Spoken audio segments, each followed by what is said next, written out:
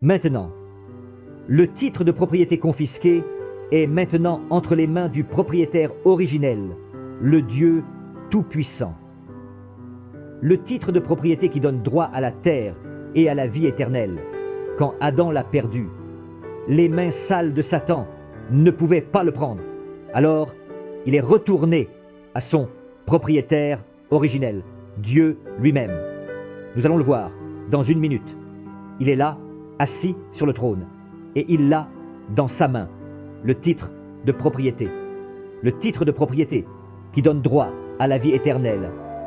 Le titre de propriété incontestable qui donne droit à la vie éternelle. Quand Adam l'a perdu, en choisissant la sagesse au lieu de la foi, il est retourné dans les mains du propriétaire, le Dieu Tout-Puissant. Comme c'est glorieux. Bien, en attendant, qu'est-ce qu'il fait? Il est dans les mains de Dieu, en attendant que les droits à la rédemption se fassent valoir. Il a pourvu d'un moyen de rédemption. Il a pourvu d'un chemin de retour. Aussi, un jour, le Rédempteur doit le reprendre. Vous voyez où nous en arrivons maintenant? Nous allons observer ce personnage qui est assis sur le trône. Bien, en attendant que les droits à la rédemption se fassent valoir sa rédemption. Qu'est-ce que ce livre de la rédemption? Ce titre de propriété, ce titre de propriété incontestable. Vous dites incontestable? Incontestable, ça veut dire quoi?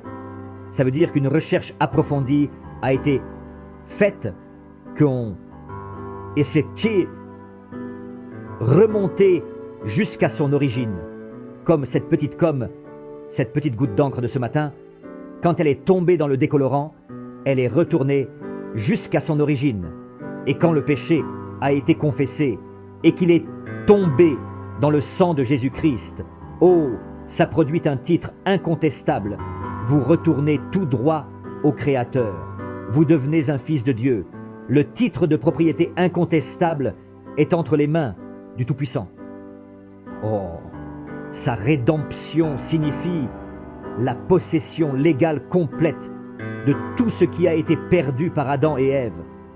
Oh, quel effet cela devrait faire à un chrétien né de nouveau. La possession légale du titre incontestable, du titre de propriété qui donne droit à la vie éternelle, signifie que vous possédez tout ce qu'Adam et Ève ont perdu. Phew! Qu'est-ce que vous dites de ça, frère? La possession de cet acte. Adam ne pouvait pas satisfaire aux exigences de la rédemption. Après qu'il a vu qu'il l'avait perdu, il avait péché. Il s'était séparé de Dieu et il était de ce côté-ci de l'abîme. Alors, il ne pouvait pas le racheter. Il ne pouvait absolument pas le faire parce qu'il avait lui-même besoin de rédemption. Alors, il ne pouvait pas le faire. Mais la loi exigeait un parent rédempteur. La loi de Dieu exigeait un parent rédempteur. Si vous voulez le noter, parent rédempteur, ça se trouve dans Lévitique 25.